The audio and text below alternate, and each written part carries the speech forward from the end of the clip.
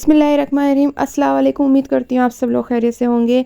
तो last video में मैंने आपको सिखाया था कि इस शर्ट की डिज़ाइनिंग कैसे मैंने की है, और आज मैं सिखाऊंगी इसमें शेरवानी कॉलर में किस तरह से लगाती हूँ। ये बहुत आसान तरीके से लगाना मैं आज आपको सिखाऊंगी।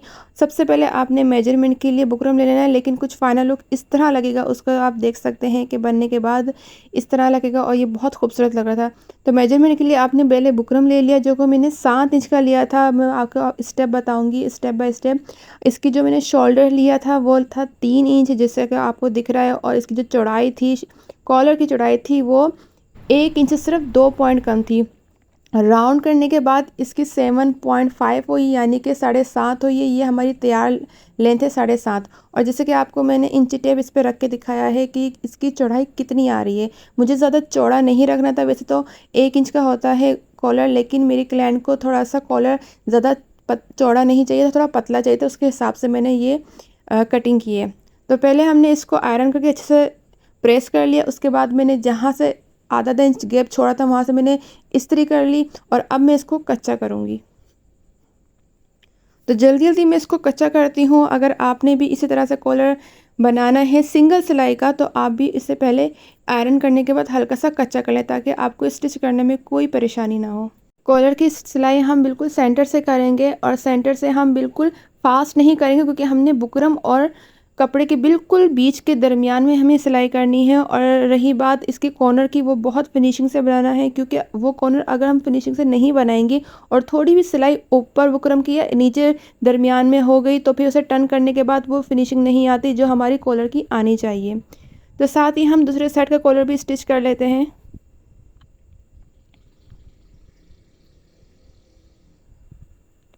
और अगर आप भी कॉलर स्टिच कर रहे हैं तो यही मेथड यूज़ कीजिएगा। इससे ये होगा कि आपकी कॉलर की फिनिशिंग बिल्कुल वैसी आएगी जैसे कि आपने शुरू में वीडियो में देखी। तो मैंने एक्स्ट्रा ही कपड़ा रखा था, ताकि मैं स्टिच करने के बाद उसको अपने हिसाब से कटिंग कर सकूं। तो आप देख सकते हैं कि एक्स्ट्रा हमने इसका कपड़ा कटिंग कर लिया है। अब हम इसको फोल्ड करेंगे और थोड़ा सा आयरन करेंगे। मैं आपको आयरन करने के बाद दिखाती हूँ कि इस तरह से मैंने आयरन किया है, तो ये पूरा फिनिशिंग से ये कॉलर निकल के आया है।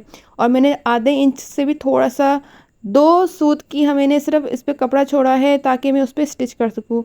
तो हमने बुकरम को, कॉलर को मोड़ के उस पर हल्का सा कट लगा दिया, ताकि हमारा जो सेंटर है वो शोल्डर के सेंटर के जो बैक साइड का सेंटर में हम ज्वाइन कर सकें। अब एक टिप्स है जो मैं आपके साथ शेयर करूंगी, जहां अक्सर गलती हो जाती है और हमारे बुकरम का जो कॉर्नर वो फिनिशिंग से नहीं बनता। ये जो मैं आपको दिखा रही हूँ, हल्का सा हमारा शर्ट का कपड़ा नज़र आना चाहिए, वो जो कॉर्नर है नज़र आना चाहिए। हमारा जो कॉलर है वो ज़्यादा आगे नहीं जाना चाहिए। अगर वो ज़्यादा आगे गया तो हमारा फिनिशिंग से कॉलर नहीं बनेगा। तो थोड़ा सा हमारा गले की जो हमारी पट्टी है जिस पे हमने कॉलर को रखा है, तो वो पट्टी हल्की सी निकली हुई नज़र आनी चाहिए, तभी हमारा कॉलर उसके अंदर फिक्स हो सकेगा। तो साथ साथ हम जो सिलाई कर रहे हैं हमें इस तरह से करनी है कि हमारा जो शर्ट का कपड़ा है, हमारा जो बुकरम है, हमारा जो बुकरम के साथ का कपड़ा है, वो तीनों बैलेंस पे रहे। कुछ एक भी अगर ज़्यादा हमने खींचा या ज़्यादा हमने लूज़ छोड़ा, इससे क्या होगा, हमारे बैक साइड पे जो आएगी चुन आएगी और बैक साइड पे थोड़ा सा उलझेगा, और वो अगर होगा तो फिर वो फिनिशिंग से कॉलर नहीं लगेगा, जो कि आप एंड में देख सकते हैं। मैं स्टार्ट से ही एक सिलाई से ओवरऑल सिलाई कर लूँगी। अगर आप बिगनर हैं तो आप बैक से स्टार्ट करना। जैसे कि मैंने शेरवानी कॉलर की जब आप सिलाई करी थी तो मैंने एक साइड से की थी, फिर दूसरी साइड से की थी। तो आप जॉइंट में भी ऐसे ही करेंगे, बैक से स्टार्ट करेंगे एक साइड से, फिर दूसरे साइड से स्टार्ट करेंगे। लेकिन मैं करती रहती हूँ, कॉलर बनाते रहती हूँ, तो मैंने एक ही सिलाई से पूरा कॉलर जॉइन कर लिया।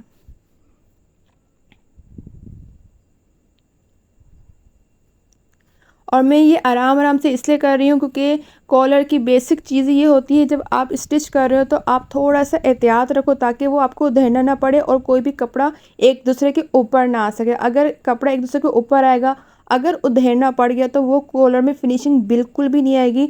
जो फर्स्ट में आती है, जो फिनिशिंग आती है, वो बिल्कुल भी नहीं आएगी।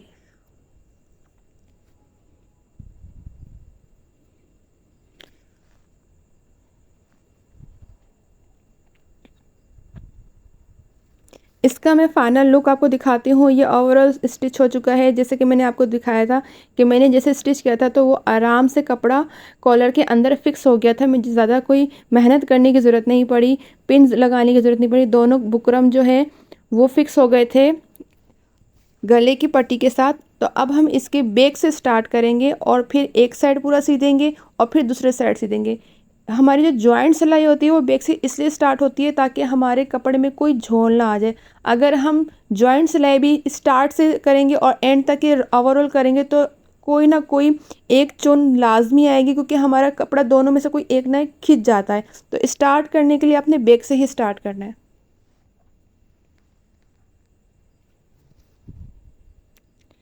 जैसे कि आप देख रहे हैं, इसको फिक्स करने के लिए मैं पिन यूज़ कर रही हूँ।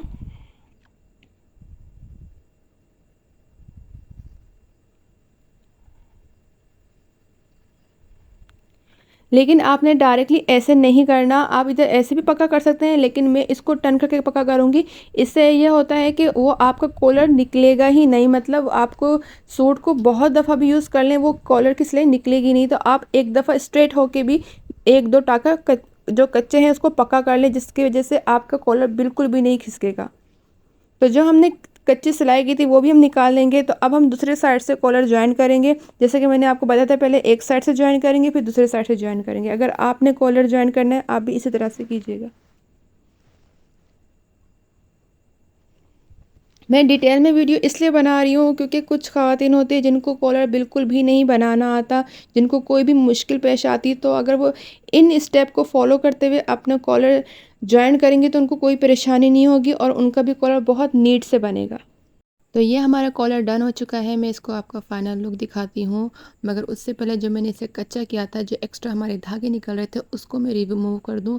ये कॉमन सी चीज़ है, जब भी स्टिच करते हैं तो धागे निकल ही आते हैं, तो इनको हैंड टू हैंड रिमूव कर देना चाहिए, वरना वो आगे थोड़े से मसला करते हैं। तो मैं साथ साथ जो मैंने इसे कच्चा किया था उसको आराम आराम से मैं निकाल दूँ, क्योंकि अगर हम इसमें खींच के निकाल तो वो प्रेस बुकरम सिकुड़ जाएगा और वो फिर बुरा लगेगा। और इसकी जो आयरन है, इसको एक ही तरफ करने पर जो लुक आता है वो फिर खींचने के बाद फिर वो लूज़ हो जाता है। तो मैं आराम आराम से इसकी निकाल रही हूँ, जैसे कि आप देख रहे हैं। ऑलमोस्ट इसका डन हो चुका है। फिर मैं इसको आपको फ़ाइनल लुक दिखाती हूँ कि ये इसका फ़ाइनल लुक किस तरह से है।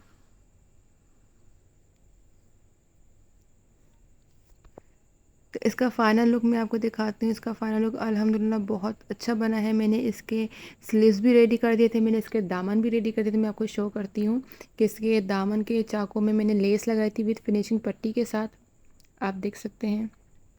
इसके ट्राउज़र की फिनिशिंग पट्टी थी। और हाँ, अगर आपको ट्राउज़र की मेजरमेंट, कटिंग वगैरह सब देखनी है तो मेरे यूट्यूब चैनल में पहले से मौजूद है, आप जाके देख सकते हैं। और इंशाल्लाह स्टिचिंग की वीडियो कल आएगी। तो वीडियो देखने के लिए शुक्रिया, सब्सक्राइब करना मत भूलिएगा। शुक्रिया।